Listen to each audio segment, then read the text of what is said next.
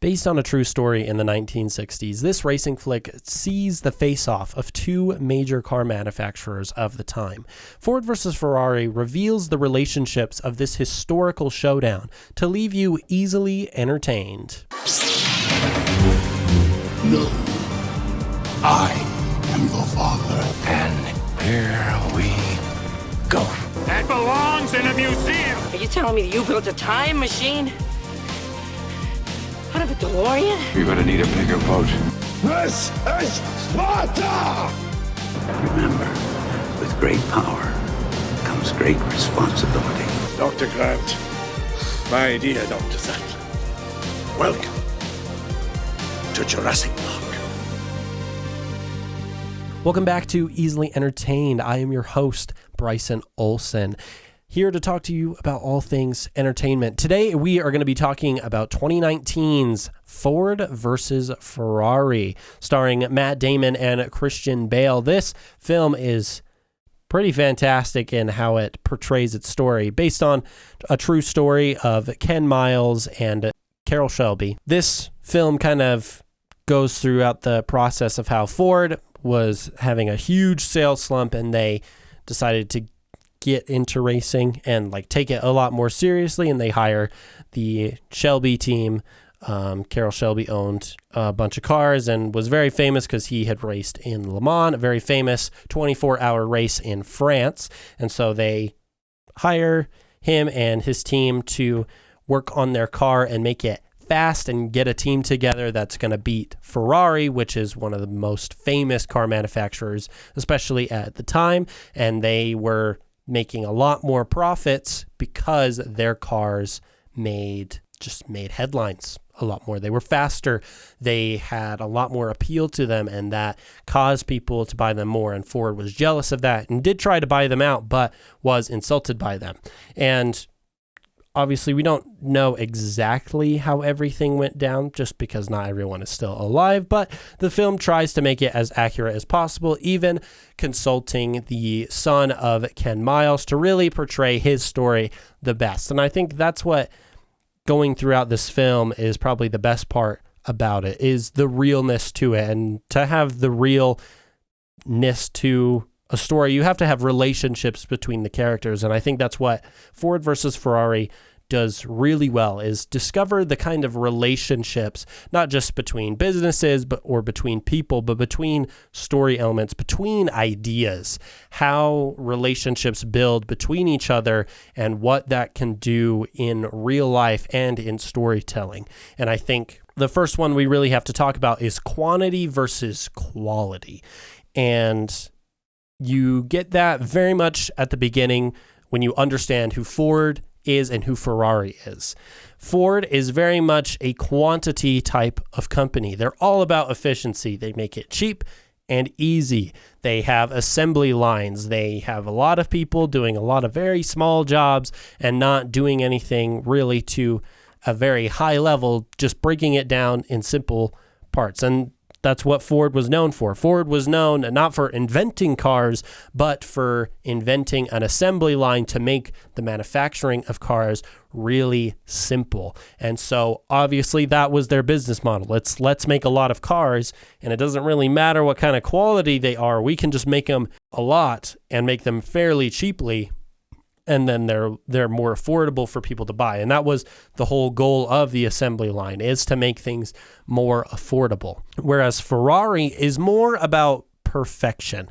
It does take more time and money to make each car, but a single person is working on a very specific part of the car to make sure it is near perfection. There's a lot more time and effort that goes into that.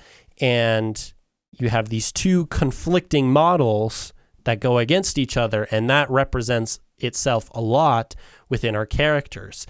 Ford, you're obviously going to have the Ford way. You have the Ford execs, which, they believe efficiency and branding is more important than any of the other things, really. Sure, we want reliability and performance, but it has to look cool to actually do anything.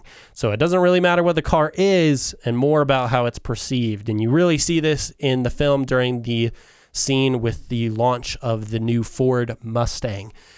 Ken Miles calls it out and thinks it's a secretary's car. It's kind of heavy. It's not very fast. It's supposed to look fast, but it is inside, as he puts it, a lump of lard. It is not a very impressive car. It just looks nice.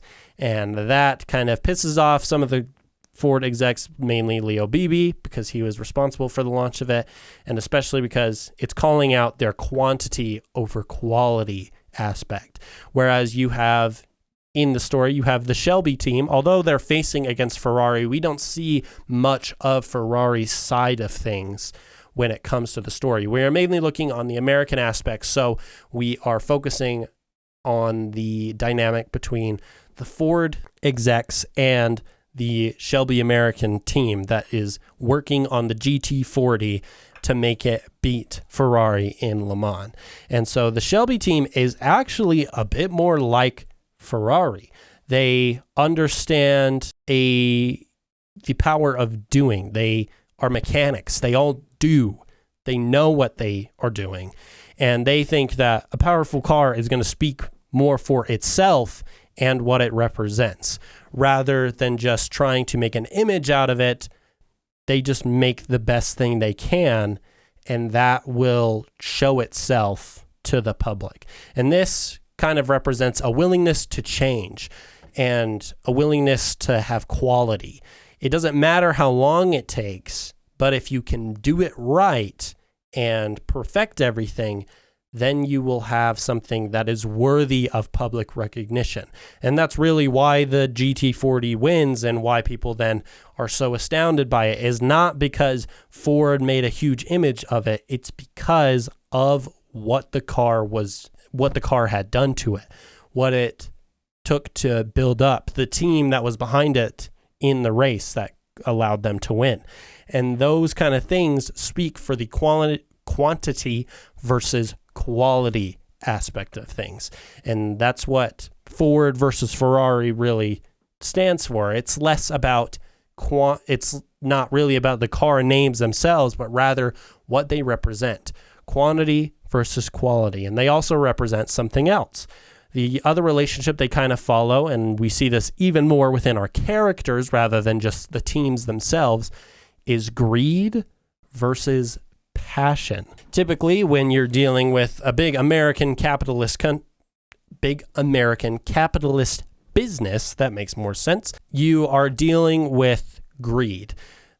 Although there are a lot of creative minds behind big businesses, a lot of it comes from the desire to make a lot of money. And in this story, it manifests itself very much as the vice president of Ford, Leo Beebe. He, like I said, he was responsible for the launch of the Mustang, and he eventually becomes head of the racing division, of which the Shelby team has to report to. He's very much a salesman. He's a people pleaser. He understands what a good image is. And there's nothing wrong about having a good image. However, it is wrong if it starts to get in the way of things. He becomes a bit pretentious as he focuses too much on the image of Ford itself, wanting to be fairly clean cut rather than letting someone like Ken Miles, who's a mechanic and as BB calls him, a beatnik.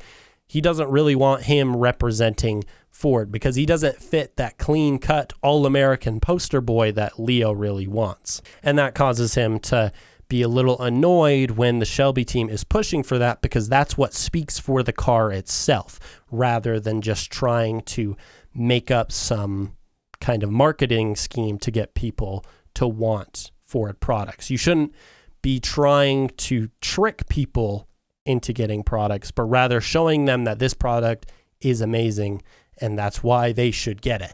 And that manifests itself as passion through Ken Miles. We very much see the story through Ken Miles almost 100% of the time. He is our perspective into this world of racing and into the past, because this is based on a true story, and it's mostly about Ken Miles and how he was kind of gypped over during Le Mans. Because Ford wanted that image, they had all 3 Ford teams slow down to cross the finish line, but because of just technicalities, Ken was not the winner because he just didn't start he started further in than another racer was, but that caused him to be gypped over a little bit, and then you have some issues with that. But Ken is obviously a very passionate man. He cares a lot about cars, and he knows his way around cars. He's a mechanic. Like I said, he at the beginning owns a shop where he is a mechanic. That's what he does. And obviously he also really likes racing. He does a little bit of side racing, and he's obviously really good at it. We established very early in that Ken does know what he's doing in all aspects of cars. However, because he is poor and he seems a bit proud, that is why the business can't really deal with it. It's that greed versus passion. Greed doesn't really go along with passion very well, as greed starts to suck any creativity out of passionate people. Passion can bring in money, but that isn't always the primary focus for passionate people. They are just doing it because they love it. Ken does the car things not because he gets paid a lot, but because that's what he loves and that's what he desires to do with his life. Ken is very much more like Ferrari. He does things right the first time. He understands the power of doing something right, rather than Ford, which is all about greed and all about quantity. Let's make the most money for as cheap and quickly as possible. But that's not how you're going to win. That's not how you're going to win the race. That's not how you're going to win in your company. You need to be able to let passionate people do their thing without corporate intervention. And I think we see this a lot in Hollywood as for a good example now, because typically studios see what works and they try to copy it over and over again. I think the Marvel movies are a pretty good example of this. Although I love the Marvel movies, a lot of them are very formulaic. They did figure out what was making money and what could continue to bring in money, and that causes them to keep making the same thing over and over. But eventually you get tired out because it's the same thing over and over. The audience will eventually pick up on it and be like, well, this is the same thing as the last one. Do I really want to see another one of these? So you do still have to allow creative people to be creative and put that passion into their work, and that will speak for itself. Granted, it's not always going to be the biggest moneymaker, and I think that's what bothers people, especially in like big corporate studios or businesses, is that risks don't always make the most money, but they usually turn the most heads. Exposure can sometimes be just as rewarding or just as beneficial as something that's just making you money. And that's why passion is so important, especially no matter the industry. And in Ford versus Ferrari, that's what they strive to show, is that Ken and Shelby are passionate people. They know about cars and they respect each other and the vehicle that they're driving. And that's why they are able to win. They know the ins and outs and everything, and they're more like Ferrari. And that kind of leads us into the last relationship, because each character that we are given the perspective of, more the Shelby team, they are more like Ferrari. And you kind of get this legend versus legend moment at the end of the film after Le Mans. So like I said, Le Mans is a 24-hour race that's meant to test the endurance of the drivers and the car of these companies, and takes place in France. And it's a very challenging race that is usually kind of like country road almost. So it's not like a racetrack that is designed to be driven by high power cars. It is just a pretty normal road that they have to follow. And that kind of shows off the best of the best. It shows the best drivers, the best manufacturers, and it shows that these people know their stuff. And the reason that they say in the film that Ferrari keeps winning is because they know their stuff. They have the best drivers. They have the best cars. They know their ins and outs. And that's what we are shown. Ford doesn't, but the Shelby team does. And that's why Ford hires them. And this particularly manifests itself with Ken, because Ken really knows his stuff. They all go to him with major questions. He clearly can handle himself outside of the car as well as inside the car. And this shows that he respects it. He respects his competitors. It's not that he hates them. He just understands it's a competition and doesn't show any prejudice against them. It's respect that everyone has worked so hard and they know their ins and outs. And you get this little moment of Enzo Ferrari, obviously the owner of Ferrari, recognizes Ken Miles at the very end, nods to him, and recognizes that Ken does know his things. He's not nodding to Ford. He's nodding to Ken, because Ken recognizes the power and skill it takes to be a driver and how dangerous it is. And that, I think, is a very, not exactly touching moment, but it's a moment that you tend to resonate with more, because clearly both of these people know a lot about what they're into, about their industry and about their machines.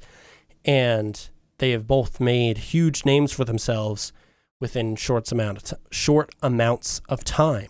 And as a result, both of them aren't really like bigoted towards like people who are of that same mindset.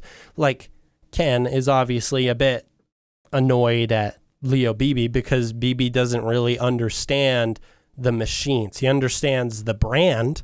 He understands the marketing that goes behind it, but he doesn't understand the machine. Enzo understands the machine, and that's why Ken and Enzo kind of have that moment where they nod to each other, and it's respect that although he beat Ferrari, Enzo understands that Ken was a part of making a phenomenal racing machine and had the skill to beat his own cars and drivers. And that is what makes Ford versus Ferrari so great, is that you have all these relationship dynamics, and it showcases a lot more than just, it's two businesses going up against each other, but more representation, the symbolism that goes behind both of these companies, the quantity versus quality, the greed versus the passion, and then showcasing two legends against each other. Both Ford and Ferrari as businesses are legends. Ford established that they could make cars very quickly and make them more affordable for the population. That is not that's not something we really need to underappreciate. That is still phenomenal. Without Ford, we wouldn't really have what we have today in the car industry. And maybe it would have happened that way, but it would have happened way later. We have to thank them for getting it started so early so that it could eventually be perfected. And then Ferrari, obviously, they just focused on the details. They focused on making just really good cars, whether they made one or two. They made good cars. And that is in and of itself a legendary thing as well. So it is not just about these two businesses. It's about the people involved. It's about the symbolism behind everything. And that's what makes Ford versus Ferrari such a great movie, to really leave you easily entertained. So thank you very much for listening to this episode of Easily Entertained. I hope you enjoyed it. And before you go, we have two more things. We have our rating, of course. So our rating, we have a very unique scale for how we rate our films, just because, we're easily entertained. We're going to enjoy a lot of the things. And if we, based on just a 1 to 10 scale, things are rarely going to be below a 5. And so we kind of changed up our scale. So we have all day, every day, which is at the very top. It means you could watch it whenever. You have a go-to, which is just under that. You have quotable, so obviously you can remember things from the movie. You have the right mood, where you like the movie, but you kind of need to be in that right mood. You're going to enjoy it, but you're only going to enjoy it at specific times. You have once is fine, so you could see it in the theater. Maybe you rented it, and you don't need to ever see it again. Garbage, don't ever go see it. That is my recommendation to you. You regret seeing it. And Ford versus Ferrari, I think, is one of those all day, everyday films, because not only with the story aspects and all the symbolism, but also the sound design and the cinematography is absolutely fantastic about Ford versus Ferrari. So I would give it an all day, every day. Please respond with what your rating would be. And before we go, we have our last bit, which is the question of the week, which is, what is your dream car? If you have to look up some car types because you're not a huge car person, that's totally okay. But we're kind of curious, what is your dream car? I would have to go, I kind of have two, because I have one that I think is more realistic, which is the Toyota RAV4, which I know it's just a Toyota, but Toyotas are really reliable, and it's a pretty nice SUV that if I could get it in a hybrid would be fan-rigging-tastic in this economy. That would be so wonderful. And then if it's like a sports car, I really like the Audi R8s. I think those are awesome. They always stuck to my mind after watching like Iron Man, seeing him drive the Audi R8s. I would love to get one of those. So what is your dream car? Please let us know down in the comments or respond to the Q&A on Spotify. Be sure to follow us anywhere you can, whether it's social media, Spotify, YouTube. Just check us out. We're always having a good time and giving you some more entertainment value, either analyzing things or giving our initial thoughts and just kind of having some fun entertainment discussions. And with that being said, we will leave off this episode. I hope you enjoyed. We will see you next week. And until then, bye. You have been easily entertained.